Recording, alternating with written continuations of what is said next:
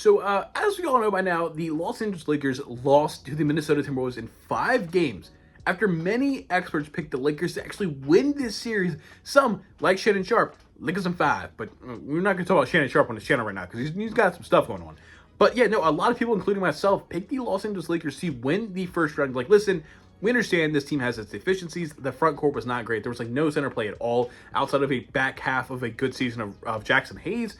But even then, like, again, Alex was a backup. Trey Jameson was a backup. Like, it just wasn't very good. We kind of got fooled into thinking that with how Jackson Hayes played, that could be good enough to at least get through a first-round matchup. But I think a lot of people, or at least a lot of rational fans, are like, okay, they might get through the first round, but after that, there's not really much there. They're just not quite a good enough team. But they have the star talent with Luka Doncic and LeBron James and Austin Reeves, the way he was playing this season, to beat the Minnesota Timberwolves. Well, that did not happen. I mean, obviously, they lost in 5 games. They pretty much were out-physicaled, outmatched in every single one of these games. You got probably Julius Randle's best ever playoff series because he's just been known as a notorious playoff dropper. He actually had a pretty damn good season. Anthony Edwards is putting himself in top 5 to top 10 talks with every single big playoff run he has. Now, I understand this is another series where he goes against a team without a real rim defender, real rim deterrent, so maybe you don't want to fully buy into it yet. I understand that. But again, Anthony Edwards has objectively been a top 5 player, at least in this playoff run so far, obviously only the first round. But everything went really well for the Timberwolves. Hell, even Rudy Gobert, who the first couple of games just wasn't really doing much because they didn't really need him to do much. Naz Reid was actually carrying it. Game 5 comes out with 30 and 24. Like, Rudy Gobert put away the Lakers in Game 5. That's what we can say. That's the crazy truth about it. And I think most, like I said earlier, a lot of rational fans understood that this was not the season for the Lakers to win a championship. Obviously, you're going to have Lakers fans that are a group of delusional people. And again, I'm a Lakers fan myself. I know it says Wizards up there. I'm also a fan of the Wizards, but I grew up a Kobe fan. I'm a LeBron fan. So I've kind of just also, like, the Wizards have been my local team, but then, like, I've always loved the star-powered Lakers growing up. So I kind of root for them both. Is that shitty? It might be, but it's whatever. No harm in it. So, like, listen, like, a lot of rational fans have been, like, fully understanding that, like, the reason they make this trade, they made the trade of the Anthony Davis for Luka Doncic thing, isn't for right now success. And I understand you have a 40-year-old LeBron James, so it's like you're looking for right now success. And with obviously Luka Doncic being a top 5 player in the league when healthy, you're going to have that. But the trade was made more for the future of the Los Angeles Lakers. This is a trade that you're hoping sets up the Lakers for the next 10 years throughout Luka Doncic's prime, but are still good enough that you're hoping in this 2-3 year window you have with LeBron James can win another championship. They obviously tried to back up the Luka Doncic trade with the Mark Williams trade that got rescinded because the Lakers were like, hey, he's basically too beat up. We don't want it. The Dalton Connect first round and a first round pick for Mark Williams. Then Mark Williams was pretty understandably happy and kind of posting pictures about when the Lakers lost because they kind of gave up on him. They kind of threw him out there, said, hey, your body's not good enough, which might end up hurting his value down the line, which I get it. I understand. But this team just desperately needs a center. Like, again, I mentioned it before, like the 25-30 games of Luka Doncic and Jackson Hayes made Jackson Hayes look like a pretty good center. Not like a great center. You were never looking at Jackson Hayes like, oh, this guy is going to be our starting center of the future. But it's like, damn, with the pick and roll that he was running with Luka Doncic, he was like, okay, there's something there with the way he was defending. It's like, okay, like he's good enough now that he can at least take these minutes, this playoff run, to, again, maybe win us a first round series, maybe at the ceiling win us a second round series as well. We saw that didn't happen. He was basically unplayable the entire series to the point where Game 5, he didn't even touch the floor. Part of that is still in JJ Redick because, honestly, I think JJ Redick has been a really, really good coach, especially for a rookie head coach. This playoff series, he purely got out-coached. He just did. And his ego kind of got in the way a little bit of, he played the starters the entire second half. It was that Game 4 or whatever game that was where he played the Lakers starters the entire second half without a break. That's just unacceptable. You can't do that. That is something that a guy that is trying to kind of, he's a new coach. He's trying to do something new. And we all know JJ Redick is a smart guy, but I think he kind of overthought himself in that scenario. And it wasn't a good move. You can't play, especially when one of your stars is 40 years old and the other guy, Luka, is just known for being out of shape. They can't play an entire second half. But again, rookie growing pains. It just sucks because your rookie head coach growing pains. You're bringing in Luka Doncic to a new team. You don't have a center. It's all happening when LeBron James is 40. It's like, hey guys, we don't really have the time for this. But I'm not clamoring for JJ Redick to get fired. I know a lot of Lakers fans are turning on JJ Redick. They're turning on Austin Reeves. I'm not doing either one of them. Obviously, I'm just hoping JJ Redick learns from this experience and is a little bit, puts his ego to the side a little bit. And I do think it's good to have an ego as a head coach because you kind of are what you say goes throughout the team. So you got to have a bit of an ego, but you also got to understand, hey, listen, I'm just not ready for this moment right now. Let's get back to next year. He kind of also had a weird comment where it was kind of like, he kind of like was insinuating that he was like, oh, you think I'm too young to be coaching? I don't know. It was a weird, watch that after game press conference. I don't really understand what that was about. But no, I want to go back to the Austin Reeves thing. Austin Reeves objectively had a not good series. He had a pretty bad series, and a lot of talk about him being the best third option in the league was leading up to this playoff run, which I never fully believed. But obviously, objectively, Austin Reeves was really, really good this year. And he averaged, like, I think it was like 16, 5, and 3 on like 41% from the floor and 32% from the three, and that's right off the top of my head. So if I'm wrong by a little bit, but I'm pretty sure that's the numbers. Again, remembering off the top of my head. It's just objectively not good for being the third best player on the team. We were never going to win a series with our third best player playing that poorly.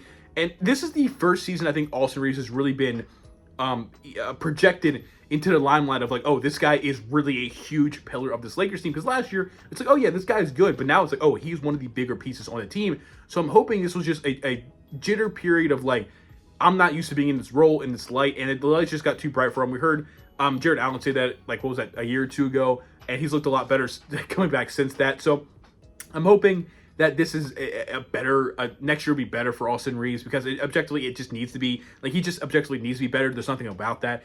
There's no reason to trade him. He's still a really, really, really good player. And he's one of the younger players on the team, like, what, 25, 26 years old, which objectively the Lakers just need for the future. So I'm not on the Austin Reeves, I'm not on the trade Austin Reeves train. I think that's ridiculous. I do think if anybody gets traded, it's going to be Dalton Knecht. Dalton Knecht and that first-round pick are going to get thrown around this offseason so hard. Because, I mean, they tried to do it at the deadline for Mark Williams. That didn't happen. But the Lakers are desperately going to look for a center. It might be Nick Claxton, because if you look here at the free agents for 2025, I did this with the Bucks video I did on Sunday, and we already looked at it. The best center is a Miles Turner if you want to pay him, which would be nice, but I don't know if the Pacers are going to let him walk. Other than that, you have like a 37-year-old Brook Lopez. I don't think there's any point there. Nas Reed, I don't think leaves Minnesota. And then after that, it's just like you're looking at Steven Adams, which is just not what this team wants. The Clint Capello, I just don't think this team wants. The free agency for the center is not great. So I think the biggest thing is going to be trading for Nicholas Claxton this offseason. I think that's the biggest move that the Lakers need to make. And then they still just need outside shooting help. And I'm not really sure where that comes from either. Tim Hardaway Jr. is a free agent. Maybe they bring him in, hoping he can be a decent shooter this year. I know he wasn't great. He wasn't great for the Pistons this year. He had his moments. I'm hoping maybe they bring him in. They just need guys that can shoot from the three ball and defend the paint like a big man. That's two of the biggest parts of basketball in this day and age in 2025 the Lakers lack desperately. And that's obviously not a great formula if you're trying to win a game. But other than that, I don't, like, LeBron James did not have a great playoff series. He's 40 years old. How much you're expecting him to really carry a series anymore? I don't know. I know the thumbnail's going to say, maybe the title's going to say something about he's washed. You got to trade him. He's objectively not the same player he was a couple years ago. There's no doubt about that. They're not going to trade him. I'm pretty sure he already kind of confirmed he is coming back for one more season. So we have at least one more season LeBron James, because I'm not ready to deal with that. I'm so not ready to deal with the day LeBron James retires from the NBA. But I just think something needs to change.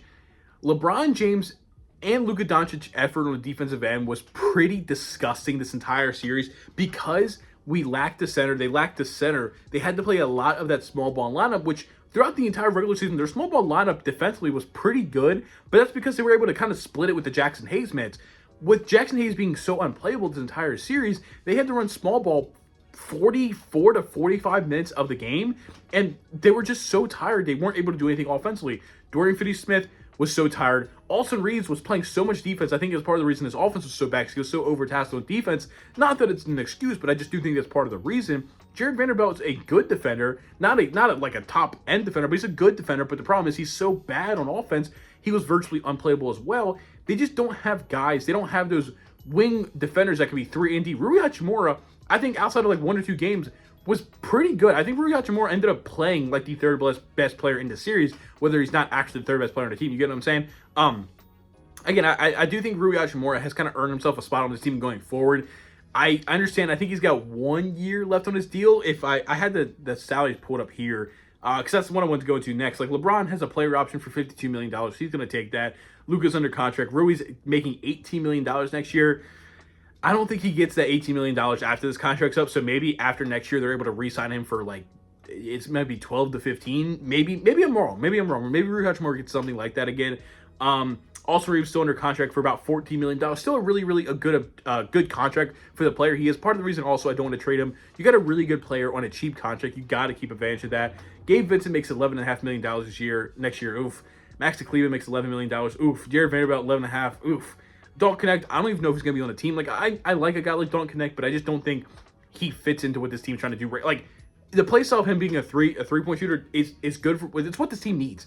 But he just hasn't really been able to stay on the floor. Like, he just can't seem to find minutes in rotation. I don't know if that's JJ Redick or I don't know if that's Don't Connect. Again, I think part of the reason that part of the fact that they tried to trade him at the midseason definitely seemed to kind of throw him off after the hot start he got off to. Shake Milton's under contract, and then it's like Jackson Hayes is a free agent. I don't know if he'll be back. There's part of me thinks it's a real world where they re-sign Jackson Hayes like a 1-year deal. It's like, hey, we're going to try to bring in somebody this offseason, but if we can't, we just need to have Jackson Hayes here. But also part of me thinks JJ Redick doesn't really like Jackson Hayes, which I understand from a personal standpoint because he's got stuff, but I'm not going to get personal on this channel. But he's also just not really a great basketball player, so I understand that. It's like, you know what, let's just wash our hand of Jackson Hayes. But he's 24, so maybe we'll just give him a 1-year deal. We try to figure out something with a starting spot. He can run some backup minutes. Markieff Morris is going to be gone. Alex Sun's going to be gone, thank God. Jordan Goodwin, he's going to be under contract next year. I think it's a player, or actually a team option, so I'm hoping they bring him back because he was able to give some good minutes in the regular season. I don't know playoff-wise how much he's going to really give you, but him, Jordan Goodwin and Bronny, I'm hoping next season are just like a bigger part of the regular season. They're going to need him to be. They're like, and I know the whole thing about Bronny, like I understand, but I do genuinely think that Bronny and Jordan Goodwin are going to have to give the Lakers valuable minutes next season because I just don't know the kind of money they're going to have in the offseason to really bring in those role players. And then, like, other than that, it's not good. It's not good. I think Jared Vanderbilt should be going. Like I said, he just doesn't bring... He's not good enough on defense to warrant how bad he is on offense. I think Shake Milton, like, he's under contract, but I don't think he should really be getting the playing time over, again, Bronny and a Jordan Goodwin. I just don't think that's productive for the team. Maxi Kleber's $11 million has got to be part of a trade. Maybe, like... putting together Gabe Vincent and Max Kleber gives you $22.5 million, but who's going to want that? Like, who... I don't... Maybe Don't Connect and Maxi Kleber and a first-round pick get you Nick Claxton. That might not fully match up money-wise, but I'm sure there's a way they can kind of figure that kind of stuff out. Maybe, or maybe they just like, hey, like we'll take Don't Connect and we'll take Gabe Vincent instead of Maxi Kleber because at least Gabe Vincent's 28 and he's an upside of a 3-point shooter where they're like, I don't know if anybody wants Maxi Kleber. I don't know. I do think Nicholas Claxton has to be on this team next season. Other than that, like I know there was real rumors they're going to trade for Walker Kessler, but I don't think they want to give him up in Utah. I don't really know. This is going to be a really interesting season. Probably one of the most interesting off seasons for the Lakers because you have your top 2 guys. You really have your top 3 guys and LeBron, Luka, and Austin Reeves. But Luka's defense, again, was atrocious. LeBron's defense was atrocious. Austin Reeves was trying so much on defense that his offense was atrocious. This team lacks accountability, and that's something we've kind of known for the past couple years with this Lakers team, is that, like, a lot of times people get blown by on defense, and I'm including LeBron in this. I'm a huge LeBron fan, but if we're just going to talk objective facts here, he'll get blown by, Luka will get blown by on defense, and they'll just kind of trying to look at other people like, hey, you didn't pick that up, or, like, you know what I mean? There seems to be a lack of accountability on defense, and the Lakers' offense was pretty subpar the whole back half of the season with LeBron and Luka and Austin Reeves. That should tell you something. I think JJ Redick has been a pretty good defensive-minded coach. I just don't think they've had quite the personnel to be a great defensive team, but they've kind of held their own defensively. He's not been a great... I feel like the Lakers' offensive sets have not been great. You have Luka and LeBron, so it's kind of hard to not just be like, hey, give Luka the ball and let him work. But without having the rim-running centers, the defensive centers that Luka had in Dallas, they need to run better sets because when they run sets, I feel like it works out a little bit better. But again, first year with Luka on the team, you only got half a season with Luka. First year head coach in JJ Redick. And honestly, the cold hard truth is LeBron James cannot backpack a team anymore. It's just not where we're at anymore. So the Lakers need to sign a big man, get some shooters, and you're hoping Bronny James take a huge step next year.